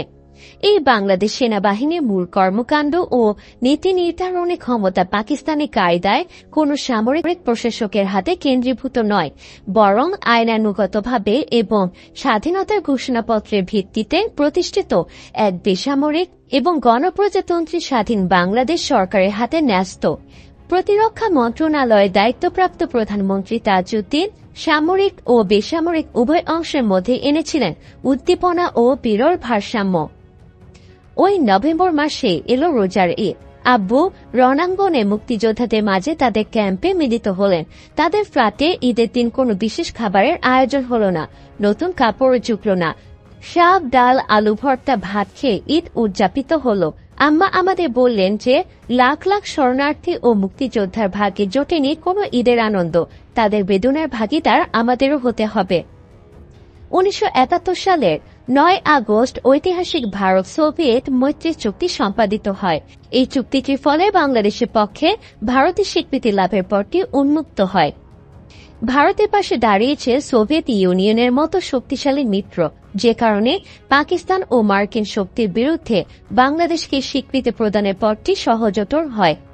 আব্বু স্বীকৃতি প্রসঙ্গে উল্লেখ করেন, বাংলাদেশকে স্বীকৃতি দানের অনুরোধ জানিয়ে 1971 সালের 15 অক্টোবর প্রথম শ্রীমতী ইন্দিরাকে চিঠি লিখি। এরপর 23 নভেম্বর আর একখানা চিঠি দিই। ভারতের বিরুদ্ধে পাকিস্তানের ঘোষিত যুদ্ধের ঠিক আগের দিন 2 ডিসেম্বর ও পরের দিন 4 ডিসেম্বর ভারতীয় প্রধানমন্ত্রীকে চিঠি দিয়েছি। 6 ডিসেম্বর বেলা 11টায় ভারতীয় পার্লামেন্ট বাংলাদেশকে স্বীকৃতি দানের কথা ঘোষণা করার পর শ্রীমতী ইন্দিরা গান্ধী আমাকে একখানা আনুষ্ঠানিক চিঠি দেন। 7 ডিসেম্বর মঙ্গলবার বিকেলে 3:15টায় মুজিবনগরে সে চিঠি আমার হাতে এসে পৌঁছায়। আব্বুর সুদক্ষ নেতৃত্বের একটি বড় অর্জন হল স্বাধীন সার্বভৌম রাষ্ট্র হিসেবে বাংলাদেশে ভারতের স্বীকৃতি লাভ। বাংলাদেশের ইতিহাসে সবচেয়ে মর্যাদাশীল চুক্তিটিও কিন্তু সম্পাদিত হয় ওই একই সময়। আব্বু এই সম্পর্কে বলেন, বাংলাদেশ কারো ঘাঁটি হবে না, এমনকি যুদ্ধের দিনে সবচেয়ে বিপর্যয়ের সময় ভারতীয় বাহিনীকে বলেছি, শ্রীমতী গান্ধীকে বলেছি, বন্ধু রাষ্ট্র হিসেবে তুমি আমাদের দেশে যাবে। বন্ধু তখনই হবে যখন তুমি আমাদের স্বীকৃতি দেবে, তার আগে সার্বভৌমত্বের বন্ধুত্ব হয় না। 6 ডিসেম্বর স্বীকৃতি দিয়ে ভারতীয় বাহিনী আমাদের সঙ্গে এসেছিল। সেদিন শুনে রাখুন আমার বন্ধুরা, কোনো গোপন চুক্তি ভারতের সঙ্গে হয়নি। একটাই চুক্তি হয়েছে, সেই চুক্তি প্রকাশ্য এবং কিছুটা লিখিত কিছুটা অলিখিত। সেই 9 মার্চ সৈয়দ নজরুল ইসলাম এবং আমি যুক্তভাবে স্বাক্ষর করছিলাম। সেখানে লেখা ছিল, আমাদের স্বীকৃতি দিয়ে সহায়ক বাহিনী সাপোর্টিং ফোর্স হিসেবে তোমরা বাংলাদেশে প্রবেশ করবে এবং যেদিন আমরা মনে করব আমাদের দেশে আর তোমাদের থাকার দরকার নেই, সেদিন তোমরা চলে যাবে। এই চুক্তি অনুসারে বঙ্গবন্ধু শ্রীমতী ইন্দিরা গান্ধীকে বললেন, 30 মার্চের মধ্যে তোমাদের বাহিনী উঠিয়ে নিয়ে যাবে। তখনই মিসেস গান্ধী 1972 এর 15 মার্চের মধ্যে সহায়ক বাহিনী উঠিয়ে নিয়ে গেলেন। 6 ডিসেম্বর যেদিন ভারত বাংলাদেশকে স্বীকৃতি দিল, সেদিন আমাদের সবার হৃদয়ে বয়ে গেল বিপুল আনন্দের জোয়ার। আমাদের ছোট ফ্ল্যাটটি ভরে গেল ফুলে আর ফুলে। আব্বু আমাদের উল্টো দিকে কোনাকুনি ফ্ল্যাটে গেলেন সৈয়দ নজরুল ইসলামের সঙ্গে মন্ত্রিসভার সভা করতে। আব্বুর সঙ্গে আনন্দে উল্লাসিত আরো অনেক। সভা সেরে মাত্র আধ ঘন্টার জন্য আমাদের ফ্ল্যাটে এলেন। সোহেলকে তিনি কোলে তুলে নিলেন। আনন্দে বিহ্বল আমরা দাঁড়ালাম আব্বু আম্মার পাশে। আমাদের সবার হাতে ধরা ফুলের তোড়া। আব্বুর চেহারায় বিষণ্ণতার ছাপ। তিনি ফ্ল্যাট ভরা উল্লাসিত মানুষজনের মধ্য থেকে হঠাৎ করে ঢুকলেন আমাদের শোবার ঘরে। তার কিছুক্ষণ পরে ঝড়ের গতিতে বের হয়ে চলে গেলেন। বহু যুগ পর আম্মা আমার কাছ থেকে সে বিশেষ দিনের একটা অজানা গুরুত্বপূর্ণ তথ্য তুলে ধরেন। আব্বুর ঘরে ঢোকার কিছুক্ষণ পরে আম্মা ঘরে প্রবেশ করেন। তিনি দেখেন আব্বু ঘরের জানালার সামনে দাঁড়িয়ে অঝরে কাঁদছেন। আম্মা, যিনি আব্বুকে গভীরভাবেই জানতেন, বুঝলেন যে তিনি বঙ্গবন্ধু শেখ মুজিবুর রহমানের জন্য কাঁদছেন। বাংলাদেশের জন্য এত বড় অর্জন, এই স্বীকৃতির দিন, অথচ তিনি পাশে নেই। আম্মুকে দেখে আব্বু কান্না থামালেন। তারপর কোনো এক গভীর চিন্তায় মগ্ন হয়ে আব্বু জানালার গড়াতে হাত রাখলেন। তারপর আম্মা দেখলেন যে আব্বু আমার দিকে অবিশ্বাস্য দৃষ্টিতে তাকিয়ে আছে। তারপর হঠাৎই আম্মাকে বললেন, শ্রীমভু বন্দরনায়েক কি তুমি হবে? দুবার কথাটি তিনি উচ্চারণ করলেন। আব্বু হঠাৎ ওই উক্তিটি সম্পর্কে আম্মা তার মনের অবস্থা আমার কাছে এভাবে ব্যক্ত করলেন, ওই মুহূর্তে আমি তাজউদ্দিনের ওই তাল লয় পৃথিবীর বাস্তবতায় বিচ্যুত, পৃথিবীর লাখো ঘটনার সঙ্গে সম্পর্কহীন মন্তব্যের কোনো কারণ খুঁজে পেলাম না। কথাটি বলেই তাজউদ্দিন দ্রুত গতিতে ঘর থেকে বের হয়ে গেলেন। আমি বেশ কয়েক মুহূর্তে নিঃসাড় হয়ে আকাশ পাতাল ভাবনা রাজ্যে ডুবে গেলাম। ওই কথাটির অর্থ কি? 1959 সালে শ্রীলঙ্কার প্রধানমন্ত্রী সলেমান বন্দরনায়েক বৌদ্ধ ধর্মাবলম্বীর এক চরমপন্থী ভিক্ষু ধর্মযাজকের গুলিতে প্রাণ হারান। 1960 সালে তার বিধবা স্ত্রী শ্রীমাভু বন্দরনায়েক তার স্বামী শ্রীলঙ্কা ফ্রিডম দলের নেতৃত্ব দেন এবং বিশ্বের প্রথম নারী প্রধানমন্ত্রী হিসেবে নির্বাচিত হন। শ্রীলঙ্কার ওই রাজনৈতিক ঘটনা ও পরিবেশের সঙ্গে আব্বুর ওই মন্তব্যটি কি কোনো সম্পর্ক ছিল? স্বীকৃতির ওই আনন্দঘন পরিবেশ ছাড়িয়ে আব্বু কি দিব্য দৃষ্টি মেলে বাংলাদেশের রাজনৈতিক দুর্যোগ ও তার জীবনের মর্মান্তিক পরিণতি কি দেখতে পেয়েছিলেন? আব্বু চরমপন্থী ঘাতকদের গুলিতে মৃত্যুবরণ করেন। দেশের চরম নৈরাশ্যজনক পরিস্থিতির মধ্যে আম্মা তার স্বামীর তিল তিল করে গড়া দল আওয়ামী লীগের নেতৃত্বভার গ্রহণ করেন দুর্দান্ত সাহসিকতা, আন্তরিকতা ও দক্ষতার সঙ্গে। আমাদের বিদ্যুৎ সমাজ সেই অনালোকিত ও জাতীয় জীবনের গুরুত্বপূর্ণ অধ্যায়টিকে একদিন তথ্য ও গবেষণার মাধ্যমে নতুন প্রজন্মের কাছে তুলে ধরবেন এই আশা রাখি। 7 ডিসেম্বর যশোর মুক্তি হল। 11 ডিসেম্বর মুক্ত স্বদেশের মাটিতে অনুষ্ঠিত প্রথম জনসভায় যোগ দিতে আব্বু, সৈয়দ নজরুল ইসলাম, ব্যারিস্টার আমিরুল ইসলাম, MR আখতার মুকুল, ফণীভূষণ মজুমদার, জহির রায়হান, রওশন আলী, মোশাররফ হোসেন, তবুবুর রহমান সর্দার প্রমুখ নেতৃবৃন্দ মুক্ত যশোরে গেলেন। বিজয়ের আনন্দে উদ্বেলিত জনতা, দেশি ও বিদেশি সাংবাদিকদের উপস্থিতিতে যশোরের টাউন হল ময়দানের জনসভায় আব্বু বাংলাদেশ ধর্মভিত্তিক রাজনীতি নিষিদ্ধ করার দৃঢ় সংকল্প উল্লেখ করেন। ধর্মের প্রতি গভীর শ্রদ্ধাশীল আব্বুর ওই বক্তব্য ধর্মের বিরুদ্ধে ছিল না, বরং তথাকথিত ধর্মভিত্তিক রাজনৈতিক দলগুলোর হাতে ধর্মের অপব্যবহারকে রোধ করার জন্যই তিনি ওই ঘোষণা দেন। তার ওই ঘোষণার প্রতিফলন দেখতে পাওয়া যায় 1972 এর সংবিধানে, যেখানে ধর্মভিত্তিক রাজনীতি নিষিদ্ধ করা হয়। তার দূরদর্শী সেই চিন্তাধারার যৌক্তিকতা বর্তমান বাংলাদেশ ও বর্তমান বিশ্বের প্রেক্ষিতে আরও প্রাসঙ্গিক। আব্বুর বন্ধুপ্রতিম ঘনিষ্ঠ সহকর্মী যশোর আওয়ামী লীগের জনপ্রিয় নেতা মশিউর রহমানকে পাকিস্তানি সেনাবাহিনী নির্মমভাবে হত্যা করেছিল। আব্বু উদ্ভ্রান্তের মতো ছুটে গেলেন ক্যান্টনমেন্টের সেই ঘরটিতে, যেখানে তাকে পাশবিকভাবে হত্যা করা হয়। ঘরটিতে প্রবেশ করে তিনি ডুকরে কেঁদে ওঠেন। আব্বু সাদা পাঞ্জাবি সিক্ত হয়ে যায় তার চোখের জলে। শত্রুমুক্ত এই নবীন দেশটিতে শহীদের রক্তের উপযুক্ত দেশ হিসেবে গড়ে তুলতে হবে, সে কথা তিনি বারবার স্মরণ করিয়ে দিলেন। বিজয় আনন্দঘন পরিবেশের মধ্যেও আব্বুর অবয়বে বিরাজমান কোন গভীর চিন্তা। পাকিস্তানি বাহিনীর পরাজয় ঘটেছে, কিন্তু আনাচে কানাচে তো ছড়িয়ে রয়েছে তাদেরই চর নতুন মুখোশ পরে। সেই চিন্তাই কি আব্বু করছিলেন? একই সঙ্গে তার স্বপ্নের মুক্তিযোদ্ধা। সেই দিনটি প্রায় 35 বছর পর টেক্সাস প্রবাসী মুক্তিযোদ্ধা মাহবুবুর রহমান জালাল ইমেইলে অ্যাটাচ করে আমার কাছে পাঠালেন 18 ডিসেম্বর 1971 ফার ইস্টার্ন ইকোনমিক রিভিউয়ের প্রচ্ছদ।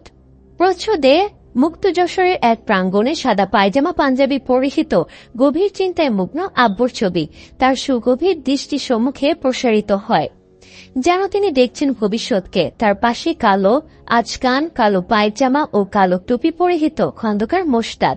সে ঘাড় ঘুরিয়ে দেখছেন পেছনে। মুক্তিযোদ্ধার সৈনিকরা পেছনে দাঁড়ানো। সাদা ও কালো, ভবিষ্যৎ ও অতীত। খুবই অর্থবহ ওই প্রচ্ছদটির শিরোনামটিও অর্থবহ। Bangladesh no looking back. শুরু হয়েছে বাংলাদেশের অগ্রযাত্রা। মোশতাকের ষড়যন্ত্র ধরা পড়ার পর আব্বু তাকে চোখে চোখে রাখতেন। যশোরেও তিনি তাকে সতর্কতার সঙ্গে কাছে রেখেছিলেন, যাতে সে নতুন ষড়যন্ত্র পাকাতে না পারে। দালাল ও যুদ্ধাপরাধীদের বিচার প্রসঙ্গে আব্বুর দৃঢ় সংকল্পবদ্ধ ও দূরদৃষ্টি সম্পন্ন দৃষ্টিভঙ্গি লক্ষণীয়। ডিসেম্বর তার নেতৃত্বে যে সকল সরকারি কর্মচারী ও কর্মকর্তারা যুদ্ধাপরাধ করেছেন তাদেরকে বিচারের অধীনে আনার সিদ্ধান্তটি গৃহীত হয়। 13 ডিসেম্বর রাষ্ট্র আইনের মাধ্যমে দালালদের বিচারের বিষয়টি মন্ত্রিসভায় আব্বুর উদ্যোগে গৃহীত হয়, যা আগে উল্লেখ করেছি।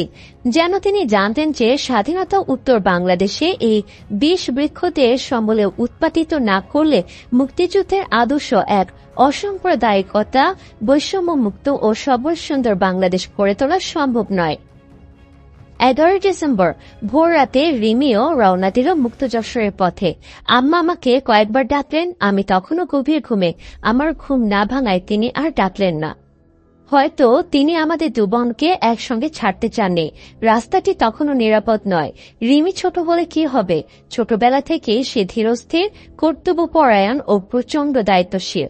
দেশ, সমাজ ও রাজনীতি সম্পর্কে তার প্রচণ্ড আগ্রহ ছোটবেলা থেকেই। মুক্ত যশোর যাওয়ার উৎসাহে সেই রাতে সে ভালোমতো ঘুমাতেই পারেনি। ভোরবেলা রিমি মিঠু সোমাদের সঙ্গে যশোরের পথে রওনা দিল। মিঠুর বাবা মেসুমশাই গাড়ি চালাচ্ছেন। সেই গাড়িতে মাসিমা, হাসান ভাইও আছেন। ওরা যশোরে কি দেখল? চারদিকে বিপুল আনন্দ উচ্ছ্বাস। যুদ্ধবন্দী পাকিস্তানি সৈন্য ধীর গতিতে সারি সারি ট্রাক এগিয়ে চলছে।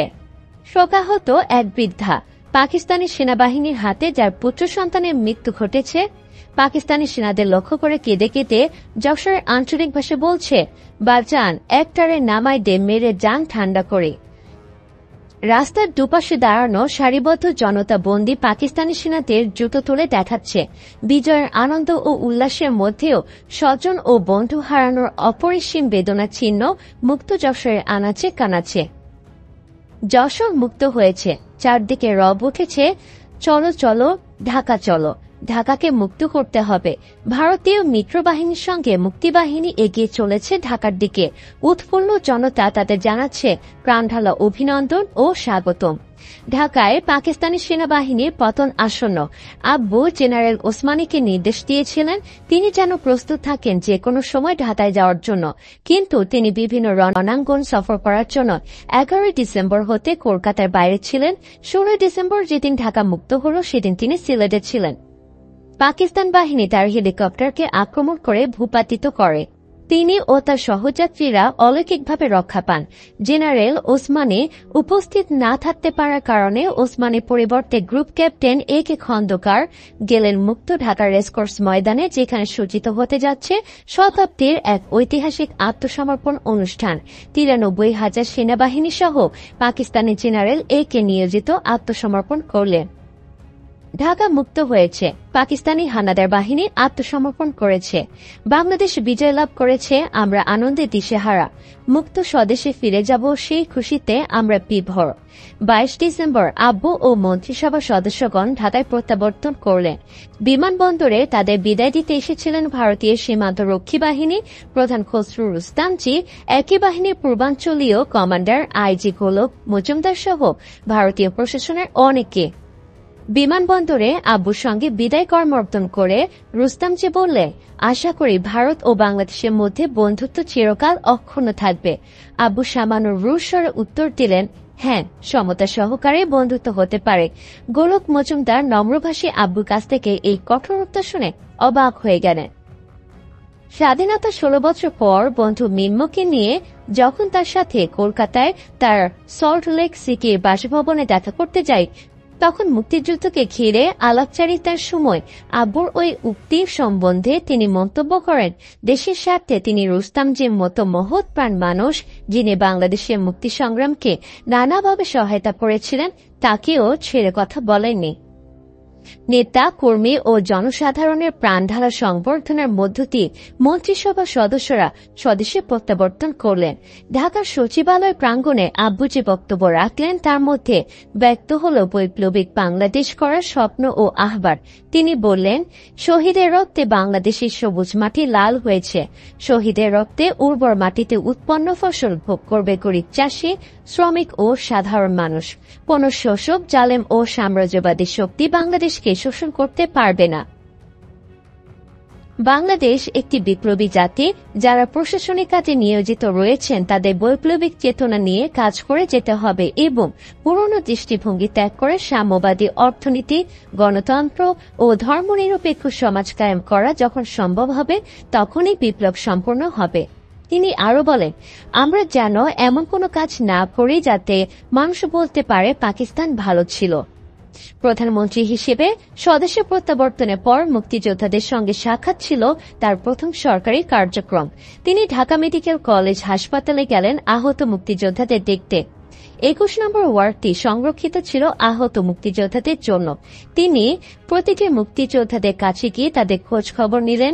24 নম্বর রোডে সাহিত্য শ্রীপুর থানা ছাত্রলীগের সাধারণ সম্পাদক আবুল মনসুর খান প্লাস্টার বাঁধে তার ডান পা উঁচু করে রাখা।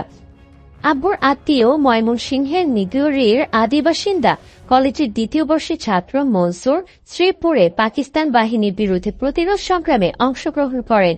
18 এপ্রিল পাকিস্তান বাহিনীর গুলি তার ডান পায়ের মাংস ভেদ করে চলে যায়। অধিক রক্তক্ষরণে মরণাপন্ন তিনি গ্রামবাসী ও আত্মীয় স্বজনের সহায়তায় প্রাণে বেঁচে যান। ঘটনা শুকাতে আবারও যোগ দেন মুক্তিযুদ্ধে। তিনি কসবা বর্ডার দিয়ে ভারতের আগরতলায় যান এবং সেখান থেকে ট্রেনিং নিয়ে ফিরে আসেন শ্রীপুরে। অব্যাহত রাখেন প্রতিরোধ সংগ্রাম।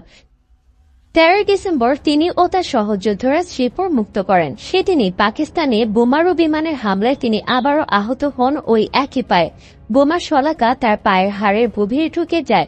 শেষ পর্যন্ত টিবিয়া বোনের 4 ইঞ্চি কেটে ফেলতে হয়। দ্বিতীয়বারেও তিনি প্রাণে বেঁচে যান, কিন্তু হাসপাতালে চিকিৎসাধীন থাকতে হয় 11 মাস। এরই মধ্যে সদ্য স্বদেশ প্রত্যাবর্তিত বিজয়ী প্রধানমন্ত্রীর সঙ্গে তার পুনরায় সাক্ষাৎ হাসপাতালের বেডে। আত্মীয়তার বাইরে তাজউদ্দিন তার এলাকার ওই তরুণ মুক্তিযোদ্ধাকে স্নেহ করতেন। মনসুর প্রথমবার গুলিবিদ্ধ হওয়ার পর আব্বুর কাছে সংবাদ পৌঁছায় যে তিনি গুলিতে নিহত হয়েছেন। তাই এতদিন পর হঠাৎ করে তাকে হাসপাতালে দেখে আব্বু অভিভূত হয়ে পড়েন। আব্বু বলে ওঠেন, আমি শুনেছিলাম। তারপরেই বাকরুদ্ধ হয়ে পড়েন। আব্বুর স্নেহভোজন আত্মীয় মনসুর, আমাদের মনসুর ভাই। আব্বু তার জন্য হাসপাতালে বিশেষ কোনো সুবিধার ব্যবস্থা করলেন না।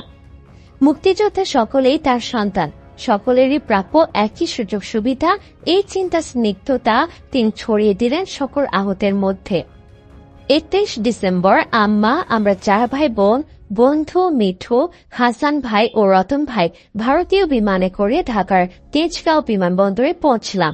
আমাদের বরণ করতে চেনা ও অচেনা বহু মানুষের বিমানবন্দরে উপস্থিত। অনেকেই আম্মা ও আমাদের গলায় পরিয়ে দিলেন ফুলের মালা। ধানমন্ডির 2 নম্বর রোডের বাংলাদেশ রাইফেলসের হেডকোয়ার্টারের পাশে বড় মামুর ভাড়া বাড়ি। 27 মার্চ সেই ঐতিহাসিক চিরকুট বহনকারী মুসা সাহেবের বাসার দোতলায় তিনি ভাড়া নিয়েছেন। আমাদের দেখতে আত্মীয় স্বজন মানুষজনের সেই বাড়ি ভরপুর। আমরা সকলেই আদান প্রদান করছি মুক্তিযুদ্ধের 9টি মাসের স্মৃতি ও অভিজ্ঞতা। বড় মামু তার বাসায় আশ্রয় দিয়েছেন পাঞ্জাবের অধিবাসী 2 স্বজন অবাঙালি ব্যবসায়ীকে। ফারুক চাচা ও মোহাম্মদ আলী ভাই এই নামে ছোটরা তাদের সম্বোধন করত। বড় মামুর সঙ্গে তাদের পরিচয় যুদ্ধ শুরু হওয়ার কিছু আগে। যুদ্ধের সময় পাঞ্জাবি সেনা, অধিকাংশ অবাঙালি বিহারি, জামাতে ইসলামী, আল বদর, রাজাকার, আল শামস ইত্যাদি উগ্রপন্থী দলগুলো লাখ লাখ নিরীহ বাঙালিকে হত্যা করে ও মা বোনকে ধর্ষণ করে। তাদের প্রতি তখন জনসাধারণের তুমুল ঘৃণা ও ক্ষোভ। বাংলাদেশ সরকার সে সময় বারবার নির্দেশ দিচ্ছে জনসাধারণ যেন প্রতিহিংসামূলক কর্মকাণ্ড থেকে বিরত থাকে, তারা যেন নিজ হাতে আইন তুলে না নেয়। অধিকাংশ বাঙালি সেই নির্দেশ মান্য করে, আবার ব্যক্তিগত ও দলীয়ভাবে মানবিক ও সংযমের পরিচয় দেয়। তা সত্ত্বেও অনেক অবাঙালি ও পাকিস্তানপন্থী জনসাধারণের রসানলে পড়ে জানমাল হারায়। গণহত্যা ও বুদ্ধিজীবী হত্যার মূল চক্রান্তকারীরা অবশ্য আত্মগোপন করে এবং জামাতে ইসলামীর আমির গোলাম আজম সহ ওই দলের নেতারা পাকিস্তান বা অন্য কোনো দেশে পালিয়ে যায়। ওই অস্থিরতার মধ্যেই ভীত সন্ত্রস্ত ফারুক চাচা ও মোহাম্মদ আলী ভাইকে বড় মামু নিজ গৃহে সাদরে আশ্রয় দেন। ওদিকে বিজয় মাত্র কদিন আগে বড় মামু ও তার পরিবার প্রাণে বেঁচে যায় এক পাকিস্তানি সেনা অফিসারের বদান্যতায়। বিজয় 4 মাস আগে বড় মামুর পাশের হিন্দু প্রতিবেশী বাড়িটি পাকিস্তানি সেনাবাহিনী দখল করে নেয় এবং সেখানে ক্যাম্প স্থাপন করে। বাড়ির মালিক তার আগে পরিবারসহ আত্মগোপন করেছেন। ক্যাম্প স্থাপনের পর ক্যাম্পের মেজর বোখারি নামের ওই অফিসার বড় মামুর বাড়িতে যাতায়াত শুরু করেন। তার ব্যবহার খুব ভালো ছিল। তিনি জানান যে পরিবার থেকে এতদিন বিচ্ছিন্ন হয়ে তার আর ভালো লাগছে না। ঘরের খাবার, ঘরোয়া পরিবেশ ইত্যাদি তিনি খুব মিস করছেন। অতিথিপরায়ণ উদারচিত্ত বড় মামু তাকে প্রায় মধ্যাহ্নভোজ ও নৈশভোজে ডেকে নিতেন। অফিসার বড় মামির রান্নার খুব প্রশংসা করতেন এবং বড় মামুকে সম্বোধন করতেন ভাই বলে। 13 ডিসেম্বর সকালে কারফিউ ওঠার পর বড় মামু বাজার নিয়ে ঘরে ফেরেন। তার কিছুক্ষণ পরেই সেই অফিসার ঘরে ঢুকে বড় মামুকে নিভৃতে কিছু কথা বলে বেরিয়ে যান। বড় মামু মামিকে বলেন যে অতি সত্বর ছেলে মেয়ে নিয়ে তিনি যেন গাড়িতে ওঠেন, গোটা বাজার রান্নাঘরে যেখানে আছে তেমনই থাকুক। ঘটনা গুরুতর। গাড়িতে উঠে বড় মামু ঘটনা খুলে বলেন, পাকিস্তানি সেনাবাহিনী থেকে ওই অফিসারকে নিয়োগ করা হয়েছিল বড় মামুর ওপর নজর রাখতে। তারা জানত যে জোহরা তাজউদ্দিন তার বড় বোন। বোনের সঙ্গে তার কোনো যোগাযোগ রয়েছে কিনা সে সম্বন্ধে তথ্য আদায়ের জন্য তিনি বড় মামুর সঙ্গে ভাব করেন। মাস মেলামেশার পর বুঝতে পারেন যে বোনের সঙ্গে তার যোগাযোগ নেই। ঘর সংসারের দায়িত্ব পালনে এই ব্যক্তি ব্যস্ত। এর মধ্যে ব্যক্তিগতভাবে বড় মামুকে তার ভালো লেগে যায়। সেদিন তিনি খবর পেয়েছেন যে আজ কিবরিয়া সাহেবের বাড়ির প্রতি বিশেষ নজর দেওয়া হবে। সংকেতটি গুরুতর। তিনি যেহেতু তাকে ভাই সম্বোধন করেছেন, সেই কারণে ভাই হিসেবে তিনি এসেছেন তাকে সতর্ক করতে। অবিলম্বে কিবরিয়া ভাই যেন পরিবার সহ গৃহ ত্যাগ করে। অফিসারের সতর্কবাণী অনুসারে বড় মামু তার পরিবারকে নিয়ে আশ্রয় গ্রহণ করলেন ধানমন্ডি থেকে অনেক দূরে গোপীবাগে তার বন্ধুর বাড়িতে। 16 ডিসেম্বর ঢাকা মুক্ত হওয়ার পর বিজয়ের আনন্দমুখর পরিবেশে ফিরে এলেন নিজ গৃহে। ফিরে এসে বাড়ির কেয়ারটেকারের কাছে শুনলেন যে তিনি গৃহত্যাগ করার পর অস্ত্র শস্ত্রে সজ্জিত অবাঙালি, বাঙালি, রাজাকার ও পাকিস্তানি সৈন্যরা তাদের বাড়ি ঘেরাও করে তল্লাশি চালায়। তারা যে ট্রাকে করে এসেছিল সেই ট্রাকের মধ্যে কালো কাপড়ে চোখ ও মুখ বাঁধা বেশ কিছু তরুণ ও মধ্যবয়সীকেও দেখতে পায়। তাদের কারো কারো আচরণ মনে হয় তারা যেন পিতা ও পুত্র বা নিকট আত্মীয়। কুখ্যাত বদর বাহিনী বুদ্ধিজীবীদের অনেককে তো এভাবেই কালো কাপড়ে চোখ মুখ বেঁধে হত্যা করে বিজয় পূর্ব মুহূর্ত পর্যন্ত। বড় মামু ও তার পরিবারকে যে অফিসার বাঁচিয়েছিলেন তার খোঁজ বড় মামু স্বাধীনতার পর পান বহু কষ্টে। ঢাকা সেনানিবাসে তিনি ছিলেন অন্য যুদ্ধবন্দীদের সঙ্গে। বড় মামুকে দেখে তিনি হাউমাউ করে কেঁদে উঠলেন। ভারতে POW ক্যাম্পে না যাওয়া পর্যন্ত বড় মামু এই যুদ্ধবন্দীর খোঁজ খবর নিতেন।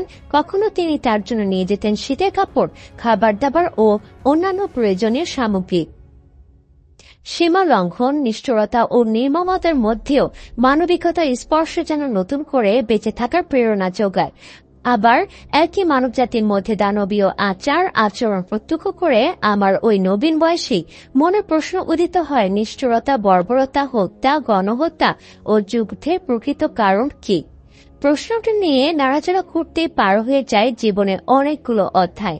পৃথিবীর যাবতীয় আধ্যাত্মিক দর্শন বলেছে অন্যায়, অবিচার, নিষ্ঠুরতা, হত্যা, গণহত্যা, যুদ্ধ প্রভৃতি মানবতা বিরোধী আচরণের মূল কারণ হল অহংবোধ, যা মানুষকে অজ্ঞ করে রাখে তার মানব জীবনের প্রকৃত লক্ষ্য সম্বন্ধে।